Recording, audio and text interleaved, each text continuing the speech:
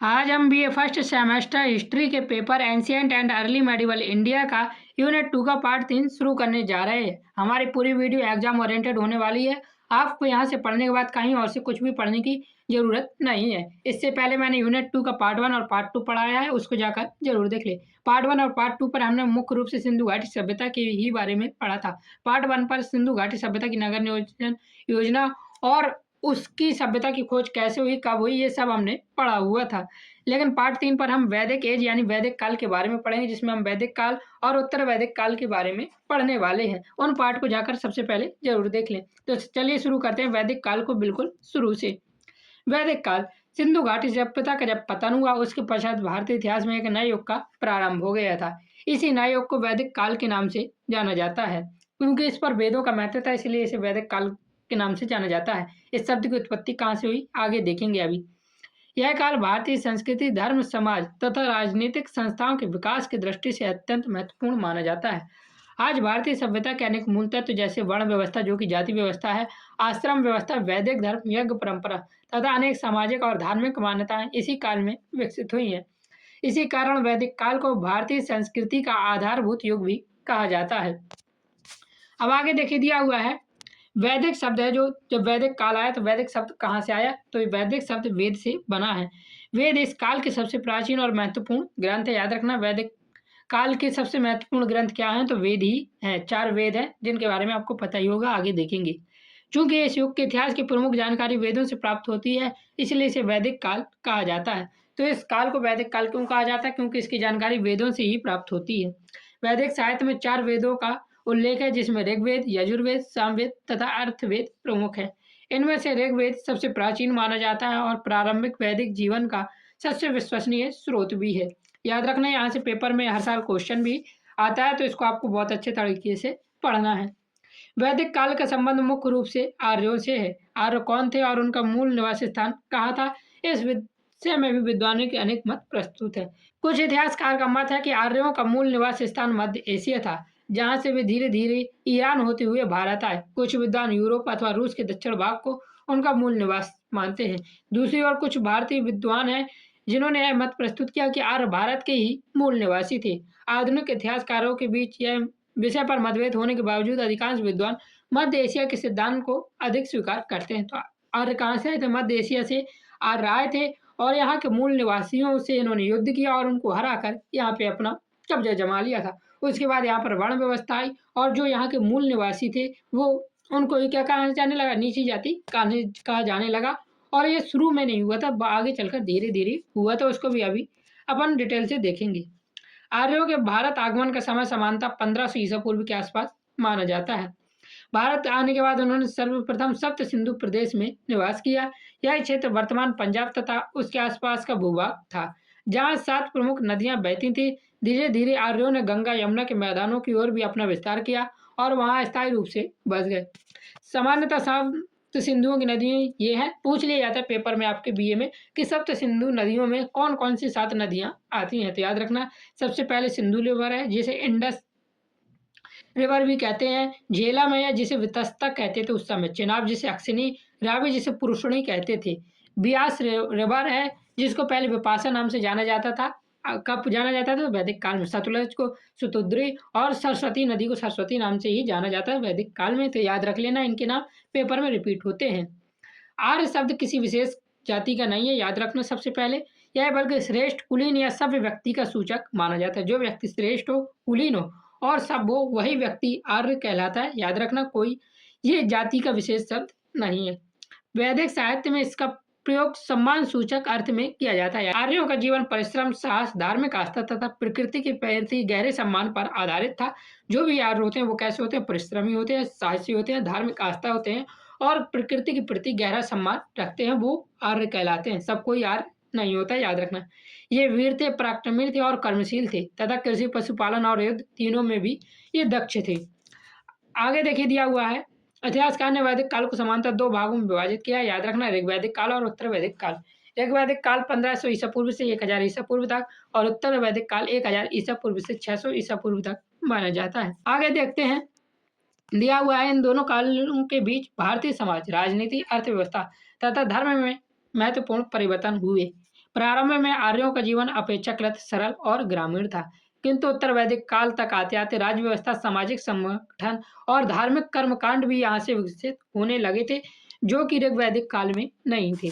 अब यहाँ से ऋग्वैदिक काल को पहले अच्छे से देखते हैं, फिर उत्तर वैदिक काल को देखेंगे और दोनों में अंतर आप अपने हिसाब से लिख सकेंगे जब मैं ऋग्वैदिक काल और उत्तर वैदिक काल को आपको अच्छे से समझा दूंगा।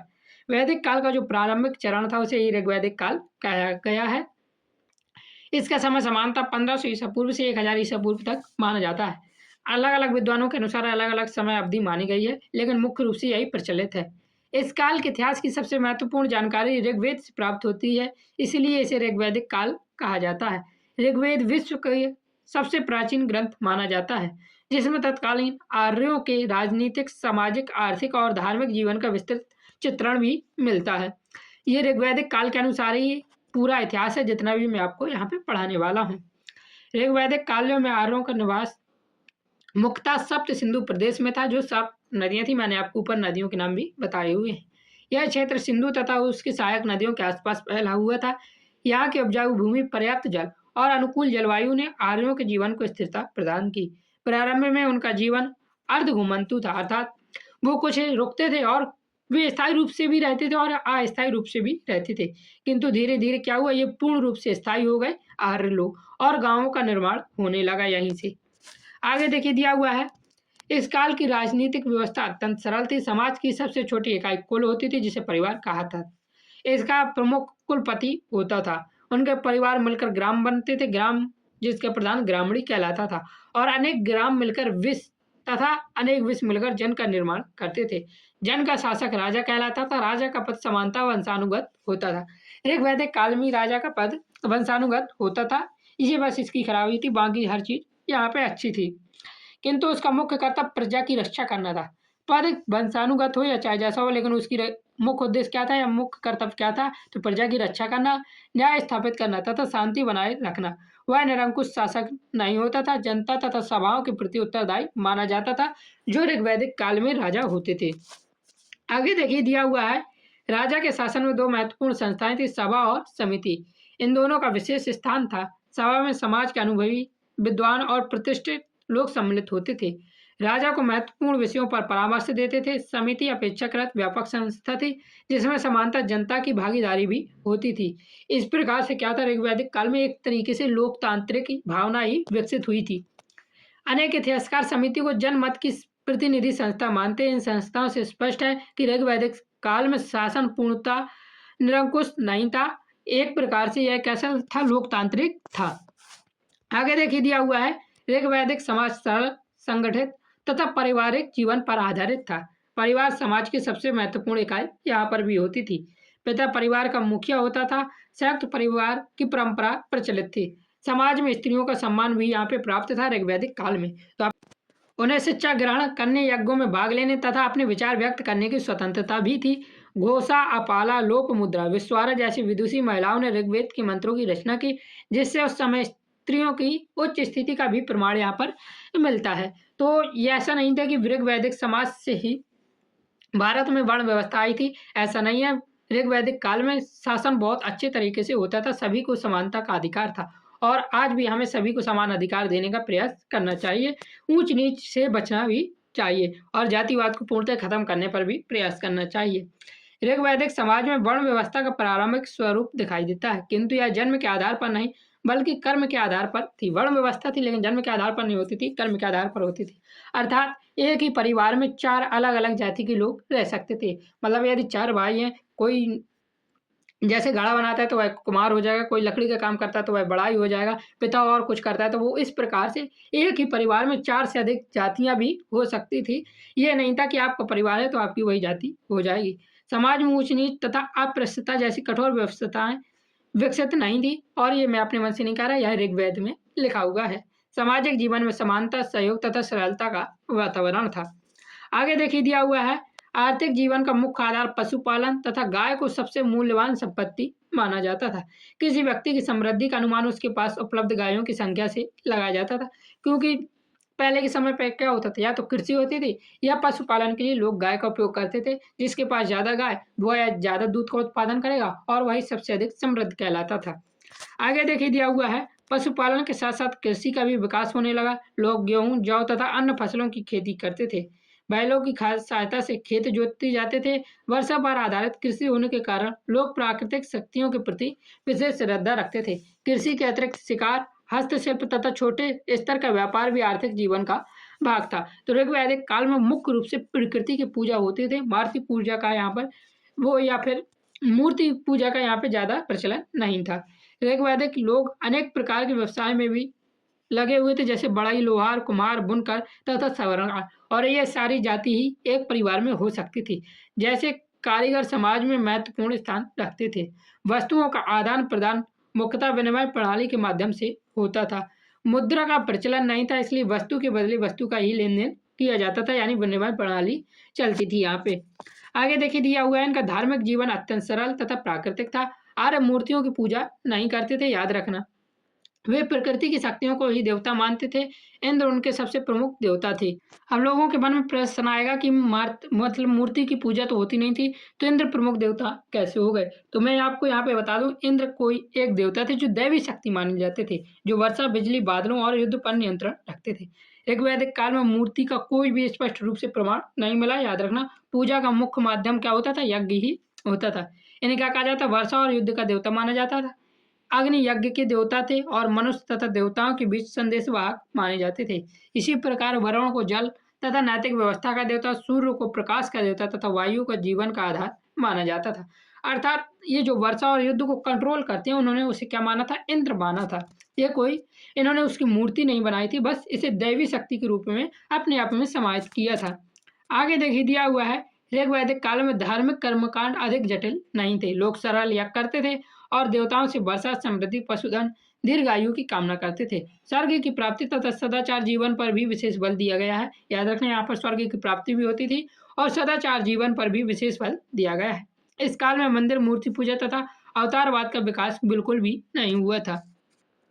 आगे देखिए दिया हुआ है, शिक्षा का भी महत्वपूर्ण स्थान था। शिक्षा का माध्यम मौखिक था और विद्यार्थी गुरु के पास रहकर वेदों तथा अन्य विषयों का अध्ययन करते थे। सत्य, अनुशासन, परिश्रम तथा नैतिकता को शिक्षा का मुख्य उद्देश्य माना जाता था। यही मुख्य रूप से आर्य कहलाते थे, जो इन सभी चीजों में आगे होते थे। इस काल में समाज सरल, धार्मिक, परिश्रमी, प्रकृति के निकट था। राजनीतिक व्यवस्था संगठित थी, आर्थिक जीवन आत्मनिर्भर था और सामाजिक संबंध सहयोग तथा समानता पर आधारित थे। यही आधार आगे चलकर उत्तर वैदिक काल में और अधिक विकसित हुआ, जहाँ भारतीय समाज, राजनीति और धर्म में महत्वपूर्ण परिवर्तन दिखाई देते हैं। तो अब देखते हैं उत्तर वैदिक काल को गहराई से। ऋग्वैदिक काल के पश्चात जब आर्य सप्त सिंधु से आगे बढ़कर गंगा, यमुना के उपजाऊ मैदान में बसने लगे, तब उनके सामाजिक, आर्थिक, राजनीतिक तथा धार्मिक जीवन में अनेक महत्वपूर्ण परिवर्तन हुए। यही विकसित चरण क्या कहलाया? उत्तर वैदिक काल कहलाया। इसके समय भी याद रख लीजिए 1000 से 600 ईसा पूर्व माना जाता है। इस काल की प्रमुख जानकारी यजुर्वेद, सामवेद, अथर्ववेद, ब्राह्मण ग्रंथ, आरण्यक और उपनिषद से प्राप्त होती है।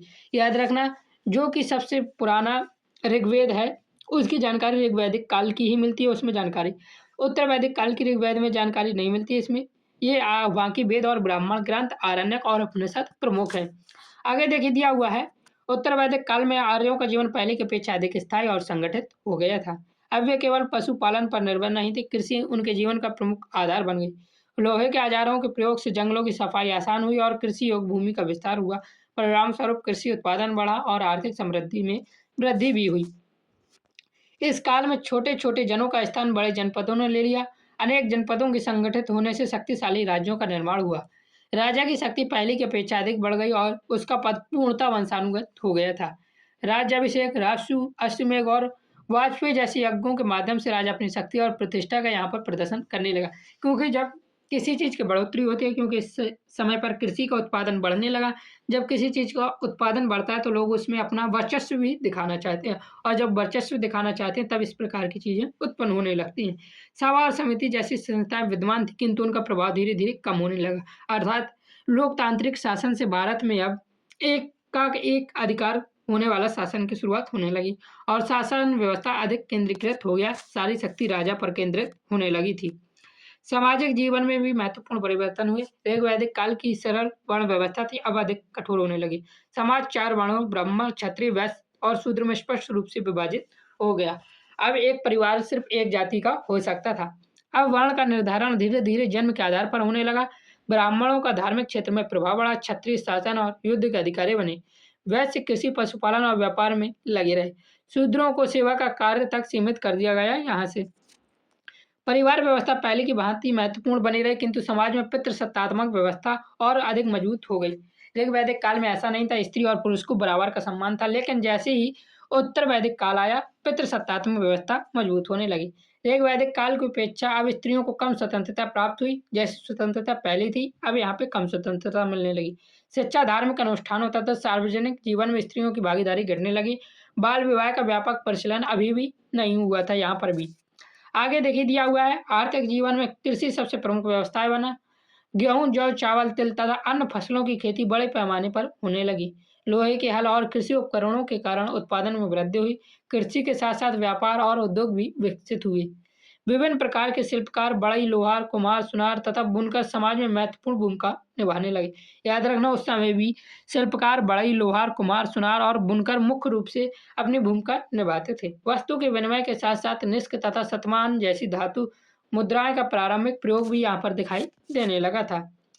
धार्मिक जीवन उल्लेखनीय परिवर्तन हुए। ऋग वैदिक काल की सरल उपासना पद्धति अब अधिक जटिल हो गई। यज्ञों का आकार बड़ा हो गया और धार्मिक कर्मकांडों का महत्व बढ़ने लगा। ब्राह्मणों का प्रभाव अत्यधिक बढ़ गया और वे धार्मिक अनुष्ठानों के प्रमुख संचालक भी यहाँ से बन गए। इसी काल में ब्रह्मा, विष्णु और रुद्र जैसे देवताओं का महत्व भी बढ़ने लगा। याद रखना, ऋग वैदिक काल में ब्रह्मा, विष्णु, शिव जैसे देवताओं का महत्व नहीं था लेकिन इतना नहीं था, और इसी काल से ये बढ़ने लगा था। साथ ही आत्म, ब्रह्म, कर्म, पूर्ण पुनर्जन्म तथा मोक्ष जैसे दार्शनिक विचारों का भी विकास हुआ, जिनका विस्तृत वर्णन उपनिषदों में मिलता है। उत्तर वैदिक काल में शिक्षा का भी विस्तार हुआ। गुरुकुल परंपरा पहले की भांति विद्यमान रही, किंतु अब वेदों के साथ साथ व्याकरण, ज्योतिष, चिकित्सा, दर्शन तथा अन्य विषयों का भी अध्ययन होने लगा।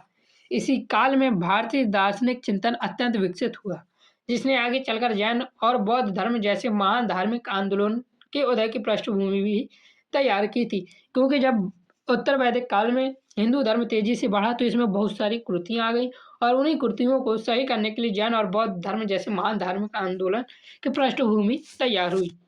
आगे देखिए दिया हुआ, उत्तर वैदिक काल में भारतीय समाज के विकास के साथ साथ आश्रम व्यवस्था को भी अधिक व्यवस्थित रूप प्रदान किया गया। मानव जीवन को 4 आश्रमों, ब्रह्मचर्य, गृहस्थ, वानप्रस्थ और संन्यास में विभाजित किया गया। 25-25 वर्ष में इन्हें विभाजित किया गया, तो 25 वर्ष ब्रह्मचर्य, फिर गृहस्थ 25, फिर वानप्रस्थ 25 और संन्यास। इसी प्रकार 100 वर्ष इंसान का जीवन होता था और 25-25 वर्ष में से विभाजित किया गया था।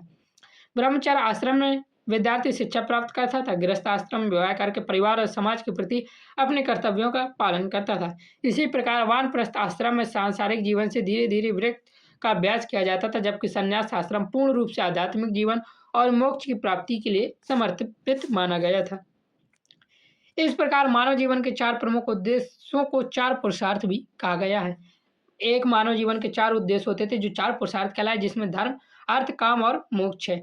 जिसमें धर्म का अर्थ किसी धर्म से नहीं है, याद रखना। सदाचार और कर्तव्य पालन धर्म कहलाता था। अर्थ का संबंध आजीविका और धन अर्जन से है। काम का अर्थ जीवन के उचित इच्छाओं और सुखों की प्राप्ति से है, और मोक्ष जीवन का सर्वोच्च लक्ष्य माना गया था। भारतीय दर्शन के अनुसार इन चारों पुरुषार्थ में संतुलन बनाए रखना ही आदर्श जीवन का आधार है, भारतीय दर्शन के अनुसार। इस प्रकार उत्तर वैदिक काल भारतीय इतिहास का संक्रमण काल भी कहा जाता है। इस युग में छोटे जनों के स्थान पर शक्तिशाली राज्यों का उदय हुआ, कृषि और व्यापार का विस्तार हुआ, सामाजिक व्यवस्था अधिक संगठित हुई और धार्मिक और दार्शनिक विचारों का व्यापक विकास भी हुआ। यद्यपि समाज पहले की अपेक्षा अधिक जटिल हो गया, फिर भी इसी काल में भारतीय संस्कृति के अनेक स्थायी तत्व विकसित हुए, जिनका प्रभाव आने वाले अनेक शताब्दियों तक बना रहा। और इसी प्रकार से यहाँ से वर्ण व्यवस्था तेजी से फैलने लगी और भारत को तबाह तबाह करने लगी। और इसी वर्ण व्यवस्था को समाप्त करने के लिए भारत में जैन धर्म और बौद्ध धर्म का उदय भी हुआ। इन जैन धर्म और बौद्ध धर्म की बात यूनिट 6 या 7 में होगी, मुझे अब याद नहीं है कौन सी यूनिट में है। उसके बारे में भी हम विस्तार से पढ़ेंगे, पेपर में बार बार पूछा जाता है। पीडीएफ के लिए आप हमें टेलीग्राम पर मैसेज कर सकते हैं, और पीडीएफ पेड में मिलेगा आपको, फ्री में पीडीएफ नहीं है। तो बहुत कम फीस में मैं आपको उपलब्ध करवा दूंगा, फ्री के लिए मैसेज न करें। चैनल पर नए सब्सक्राइब जरूर कर लीजिएगा। जय हिंद, जय भारत, राधे राधे।